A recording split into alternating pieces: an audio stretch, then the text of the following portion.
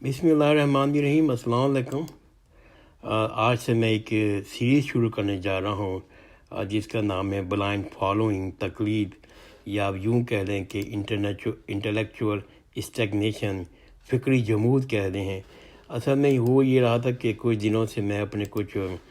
مسلمان بھائیوں کے ساتھ ایک بحث پہ مصروف تھا، ایک آرگومنٹ میں مصروف تھا۔ ان کا کہنا یہ ہے کہ ہمارے پاس اتنا علم نہیں ہے، شعور نہیں ہے، عقل نہیں ہے کہ ہم قرآن شریف کا ڈائریکٹ خود مطالعہ کر سکیں، تفسیر پڑھ سکیں، اس کی معنی سمجھ سکیں، یا صحیح بخاری، صحیح مسلم کو پڑھ سکیں۔ اس سے بہتر ہے کہ ہم علماء کرام کی کتابیں پڑھیں، اور علماء کرام کے پاس وہ علم ہے، شعور ہے، عقل ہے اور مطالعہ ہے، تو ان کی کتابوں سے ہمیں وہی کہتے ہیں علم جو ہے مل جاتا ہے۔ میں ان کی باتوں سے اختلاف نہیں کرتا، لیکن بس ایک چیز میری جو ان سے اختلاف تھی وہ یہ تھی کہ ہمیں ڈائریکٹ خود پڑھنا چاہیے قرآن شریف کا ترجمہ، تفسیر۔ ترجمہ کہیں سے پڑھیں، تفسیر کسی کی بھی پڑھیں جس میں آپ کمفرٹیبل ہیں، اور صحیح بخاری اور صحیح مسلم کا آپ صحیح ترجمہ پڑھیں، اور جہاں آپ کو ضرورت پیش آ رہی ہے تو وہاں آپ ضرور علماء کرام سے مدد لیں، لیکن ٹوٹلی ان کی کتابیں نہ پڑھیں، اس لیے کہ ان کی کتابوں میں سب کی بات نہیں کر رہا، چند بہت اچھے علماء کرام بھی ہیں۔ علماء کرام کی کچھ کتابوں میں کچھ ایسے نظریات ہیں، کچھ ایسی باتیں وہ شامل ہو گئی ہیں جو قرآن شریف کے ساتھ ڈائریکٹ کانٹراڈکٹ کرتی ہیں اور حدیث کے ساتھ ڈائریکٹ کانٹراڈکٹ کرتی ہیں۔ وہ سارے امام، سارے جو علماء کرام ہیں، میرے نزدیک بہت عزت کے لائق ہیں، میں ان سے بہت محبت کرتا ہوں، بہت محترم ہے میرے لیے۔ بس میں چند علماء کرام کی کتابوں کی جو غلط نظریات ہیں وہ میں آپ کے سامنے رکھنا چاہتا ہوں، اس بات کو سمجھانے کے لیے کہ علماء کرام کے نظریات میں کچھ ایسا چیزیں ہیں جس کی وجہ سے بہتر ہے کہ آپ ڈائریکٹ مطالعہ کریں قرآن شریف کے ساتھ، حدیث کے ساتھ، اور پھر علماء کرام سے مدد لیں، ان کی کتابوں کو صرف ڈیپینڈنٹ نہ کریں، بلائنڈلی فالوئنگ نہ کریں ان علماء کرام کی۔ کیونکہ ایمان کی اصل بنیاد کیا ہے؟ الحمدللہ ہم سب مسلمان ہیں، اور ہماری ایمان کی اصل بنیاد اللہ تعالیٰ اور اس کی محبوب بندے صلی اللہ علیہ وآلہ وسلم کی سچی محبت ہی ہے۔ یہی وجہ ہے کوئی مسلمان جان بوجھ کر کسی بھی ان دونوں ہستیوں کے متعلق غلط نظریات رکھنے کا سوچ بھی نہیں سکتا، کیونکہ یہ دنیا اور آخرت میں اس کی بربادی کا سبب بن سکتے ہیں۔ اس ضمن میں میں آپ کے سامنے سورہ احزاب کی آیت نمبر 57 رکھتا ہوں، جس کے ترجمہ مبارکہ یہ ہے کہ بے شک جو لوگ اللہ تعالیٰ اور اس کے رسول کو تکلیف دیتے ہیں ان پر دنیا اور آخرت میں اللہ تعالیٰ کی پھٹکار ہے، اس لیے ان کے لیے ذلیل و خوار کر دینے والا عذاب تیار رکھا ہے، نعوذ باللہ۔ اللہ تعالیٰ فرماتے ہیں کہ بے شک جو لوگ اللہ تعالیٰ اور اس کے رسول کو تکلیف دیتے ہیں ان پر دنیا اور آخرت میں اللہ تعالیٰ کی پھٹکار ہے، اس لیے ان کے لیے ذلیل و خوار کر دینے والا عذاب تیار کر رکھا ہوا ہے، نعوذ باللہ۔ یہ سورہ احزاب کی آیت نمبر 57 ہے۔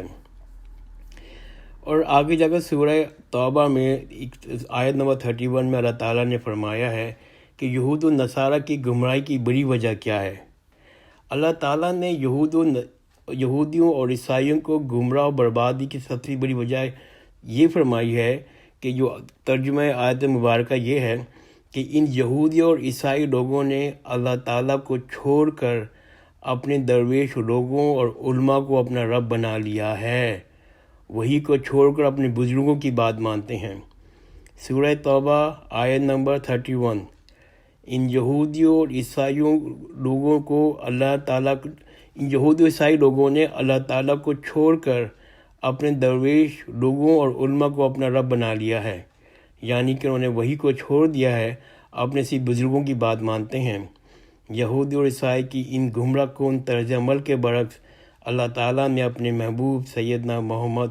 صلی اللہ علیہ وسلم کے ذریعے ہمیں وحی کی طرف رہنمائی فرمائی ہے۔ اس ضمن میں سورہ اعقاف کی آیت نمبر 4 رکھتا ہوں کہ کافر لوگ آپ صلی اللہ علیہ وسلم سے بحث کرو تو فرماؤ لاؤ تمہارے پاس اپنی کوئی کتاب اس قرآن سے پہلے یا پھر کسی علم کی نقش کردہ آثار اگر تم سچے ہو۔ کافر لوگ آپ صلی اللہ علیہ وسلم سے بحث کریں تو فرماؤ لاؤ میرے پاس اپنی کوئی کتاب اس قرآن سے پہلے یا پھر علم کے نقش کردہ آثار اگر تم سچے ہو۔ اصل میں ہمارے جو امت محمدیہ پر جو شیطان کا خطرناک حملہ ہے، اگر ہمارا جو حقیقی دشمن شیطان ہے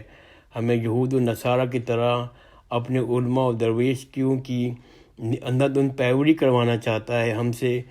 گستاخانہ کام کروانا چاہتا ہے، ہم سے گناہ کا کام کروانا چاہتا ہے تاکہ ہم ہمیشہ ہمیشہ کے لیے ناکام ہو جائیں۔ اسی لیے ہمارے انتہائی شفیق آقا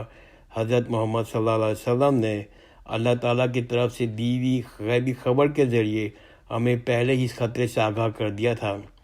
یہ ایک حدیث ہے جو صحیح بخاری میں رپورٹ ہوئی ہے، کتاب السنہ میں حدیث نمبر 7320، اور یہی حدیث صحیح مسلم میں رپورٹ ہوئی ہے کتاب العلم میں 6781۔ یہ حدیث سیدنا ابو سعید خدری رضی اللہ تعالیٰ عنہ روایت کرتے ہیں کہ رسول اللہ صلی اللہ علیہ وسلم نے ارشاد فرمایا، یقیناً تم بھی پہلے لوگوں کے طریقوں پہ پیچھے چلو پڑو گے، جس طرح بارش کے ساتھ ہاتھ کے ساتھ برابر ہوتا ہے، حتیٰ کہ اگر پہلے لوگوں نے کسی گوہ کے سوراخ میں داخل ہونے کا بالکل فضول کام کیا تو تم بھی ان کے پیچھے چلو گے۔ پوچھا گیا، یا رسول اللہ، ان پہلے لوگوں سے مراد کیا یہودی، نصارہ، عیسائی ہیں؟ تو آپ صلی اللہ علیہ وسلم نے ارشاد فرمایا، اگر وہ میرا مراد نہیں تو کون مراد ہے؟ ہمیں پہلے ہی حضرت صلی اللہ علیہ وسلم نے بتا دیا تھا کہ ہم بھی اسی طرح سے جیسے آپ کے یہود و نصارہ نے اللہ تعالیٰ کو چھوڑ کر، اللہ تعالیٰ کی وحی کو چھوڑ کر اپنے درویش لوگوں اور علماء کو اپنا رب بنا لیا تھا، ہم بھی ایسے ہی کریں گے، انہی کی طرح سے ہم اسی راہ پہ چلیں گے۔ یہ ہمیں پہلے سے انفارم کر دیا تھا حضرت صلی اللہ علیہ وسلم نے اپنی غیبی خبر کے ذریعے، اپنی وحی کے ذریعے۔ حدیث وحی کا نمبر ہے صحیح بخاری میں 7320 اور صحیح مسلم میں ہے 6781۔ جیسے میں نے پہلے عرض کیا ہے کہ میرا جو واحد مقصد ہے اس وائس نوٹ کی سیریز بنانے کا، وہ یہ ہے کہ آج کل ہمارے بعض بھائیوں کو اللہ تعالیٰ کی وحی، قرآن اور صحیح احادیث کی حق بتایا جائے تو وہ اپنے فرقوں کے علماء اور درویشوں کی اندھادھند پیروی کرتے ہوئے بالکل یہود و نصارہ کی طرح اس دعوت کو رد کر دیتے ہیں۔ لہٰذا یہاں مجبوراً انہی مشہور علماء اور درویشوں کی لکھی ہوئی کتابوں سے چند نظریات کی نشاندہی کرنا چاہتا ہوں، پھر وہی سے صحیح اسلامی عقائد بھی بیان کرنا چاہتا ہوں تاکہ لوگ اپنے فرقوں کے علماء اور درویشوں کی اندھادھند پیروی کرنے کے بجائے کسی شخص کی وہ بات مانیں جو وحی کے مطابق ہو، کیونکہ ہماری دنیا اور آخرت میں کامیابی پر منحصر ہے کہ جو وحی کو چھوڑ کر صرف ہلاکت ہی ہلاکت ہے۔ جیسے میں نے پہلے عرض کیا کہ مجھے کسی امام کے ساتھ، کسی فرقے کے ساتھ کوئی اعتراض نہیں ہے، میرے لیے سب قابل احترام ہیں، میں بہت دل سے محبت کرتا ہوں۔ بس میرا مقصد یہ ہے کہ ان کی کچھ کتابوں میں کچھ ایسے نظریات لکھے ہوئے ہیں جو قرآن شریف کے ساتھ ڈائریکٹلی مطابقت نہیں رکھتے، کانٹراڈکٹ کرتے ہیں۔ جیسے پہلا میں جو نظریہ بیان کرنا چاہتا ہوں وہ مولانا رشید احمد گنگوہی دیوبندی صاحب نے اپنے بارے میں لکھا ہے کہ یہ مولانا شفیع ذکر سہانپوری کتاب فضائل صدقات میں صفحہ نمبر 558 ہے۔ وہ بیان کرتے ہیں، وہ اپنا مقابلہ کرتے ہیں اللہ تعالیٰ سے، وہ کہتے ہیں کہ میں جھوٹا ہوں، کچھ نہیں ہوں، تیرا ہی ظل سایہ ہے، کہ میں اللہ تعالیٰ میں تیرا ہی شیڈو ہوں، تیرا ہی سایہ ہوں، تیرا ہی وجود ہے، میں کیا ہوں، کچھ نہیں ہوں، میں جو میں ہوں وہ تو ہے، اور میں اور تو کا فرق کرنا خود شرک در شرک ہے۔ وہ اللہ تعالیٰ سے کہتے ہیں کہ میں جھوٹا ہوں، کچھ نہیں ہوں، تیرا ہی شیڈو ہوں اور تیرا ہی وجود ہے، میں کیا ہوں، کچھ نہیں ہوں، جو میں ہوں وہ تو ہے، میں اور تو کا فرق کرنا خود شرک در شرک ہے۔ یہ انہوں نے اپنے بارے میں لکھا ہے مولانا رشید احمد گنگوہی صاحب نے۔ جب اس کے جواب میں صرف سورہ شورى کی آیت نمبر 11 رکھنا چاہتا ہوں، اور یہ وہی ہے آئی تھی حضرت صلی اللہ علیہ وسلم پہ، اور جس کا ترجمہ مبارکہ یہ ہے، ہرگز نہیں کوئی بھی شے اس کی مثل، وہ سب کچھ سننے والا اور دیکھنے والا ہے۔ ہرگز نہیں کوئی بھی شے اس کے مثل، وہ سب کچھ سننے والا اور دیکھنے والا ہے۔ جبکہ مولانا رشید احمد گنگوہی صاحب اپنے بارے میں کہتے ہیں کہ میں جھوٹا ہوں، کچھ نہیں ہوں، میں تیرا ہی ظل سایہ ہوں، اللہ تعالیٰ میں تیرا ہی شیڈو ہوں، تیرا ہی وجود ہے میں کیا ہوں، کچھ نہیں ہوں، جو میں ہوں وہ تو ہے، اور میں اور تو کا فرق کرنا خود شرک در شرک ہے۔ یہ میں نے ایک علماء کرام کا نظریہ لکھا ہے۔ میں بہت محبت پک کرتا ہوں ان دونوں علماء کرام کی، بس ان کی ایک نظریہ تھا وہ میں آپ کے سامنے رکھنا چاہتا تھا۔ ایک اور نظریہ ہے جو کہتے ہیں مولانا احمد رضا خان صاحب، ملفوظات حصہ چہارم صفحہ نمبر 377، وہ غزوہ احزاب کا واقعہ بیان کر رہے ہیں۔ وہ کہتے ہیں کہ جب وہ مجموعہ ہوا کفار کا مدینہ پہ اسلام کا قلع کمر کرنے کے لیے، یہ واقعہ سورہ احزاب کا ہے، تو رب تعالیٰ نے مدد فرمانا چاہی اپنے محبوب کی، یعنی کہ حضرت صلی اللہ علیہ وسلم کی، تو انہوں نے حکم دیا شمالی ہوا کو، اللہ تعالیٰ نے حکم دیا شمالی ہوا کو کہ جا اور کافروں کو نیست و نابود کر دے۔ ہوا نے کہا بیویاں رات کو باہر نہیں نکلتی۔ ہوا نے اللہ تعالیٰ کی بات کا انکار کیا اور انہوں نے کہا کہ بیویاں رات کو نہیں نکلتی، تو اللہ تعالیٰ نے اس ہوا کو بانجھ کر دیا۔ اسی وجہ سے شمالی ہوا نے کبھی بارش کا پانی نہیں برسایا۔ پھر ہوا سے کہا، شاید وہ جنوبی ہوا ہوگی، کہ وہ جا اور پھر وہ نیست و نابود کر دے کافروں کی، تو اس نے سنی اس کی اللہ تعالیٰ کی بات اور اطاعت کی۔ یہ واقعہ بیان کیا ہے اپن کے مولانا احمد رضا خان صاحب نے ملفوظات میں حصہ چہارم صفحہ نمبر 377 کہ یہ جنگ احزاب کا واقعہ ہے۔ اللہ تعالیٰ نے حکم دیا، اللہ تعالیٰ نے مدد کروانا چاہیے حضرت صلی اللہ علیہ وسلم کی، اور شمالی ہوا کو حکم دیا کہ جاؤ کافروں کو نیست و نابود کر دے۔ ہوا نے کہا کہ نہیں، بیویاں رات کو باہر نہیں نکلتی۔ ابھی اللہ تعالیٰ نے اس ہوا کو بانجھ کر دیا۔ پھر شمالی ہوا سے کہا تو جنوبی ہوا سے کہا تو پھر اس نے اللہ تعالیٰ کی بات سنی اور پھر کفار کو تباہ و برباد کیا۔ اس واقعے کے ضمن میں صرف سورہ یاسین کی آیت نمبر 82 بیان کرتا ہوں، جس میں اللہ تعالیٰ فرماتے ہیں، اس اللہ تعالیٰ کا حکم تو ایسا نافذ ہے کہ جب کبھی کسی چیز کا ارادہ کرتا ہے تو اسے اتنا فرما دینا کافی ہے کہ ہو جا، تو وہ اسی وقت ہو جاتی ہے۔ اللہ تعالیٰ فرماتا ہے سورہ یاسین میں کہ اللہ تعالیٰ جس چیز کا ارادہ فرماتے ہیں تو صرف اتنا کہتے ہیں کہ ہو جا تو ہو جاتی ہے۔ تو یہ جو مولانا احمد رضا خان صاحب کی جو کتاب کا یہ جو واقعہ ہے، وہ قرآن شریف کے ساتھ ڈائریکٹ کانٹراڈکٹ کرتا ہے کہ ہوا نے جو ہے اللہ تعالیٰ کی بات ماننے سے انکار کر دیا۔ ایسا ایک اور میں واقعہ بیان کرتا ہوں جو مفتی احمد یار نعیم صاحب نے شرح مشکوات جلد سویم صفحہ 357 میں عرض کیا ہے کہ ذنون حضرت یونس علیہ السلام کا لقب ہے، کیونکہ آپ نے کچھ روز مچھلی کے پیٹ میں رہے۔ علماء فرماتے ہیں اس مچھلی کا پیٹ اللہ تعالیٰ کے عرش اعظم سے افضل ہے۔ علماء فرماتے ہیں اس مچھلی کا پیٹ اللہ تعالیٰ کے عرش اعظم سے افضل ہے۔ تو ایک پیغمبر کچھ دن تجلی گاہ میں رہا۔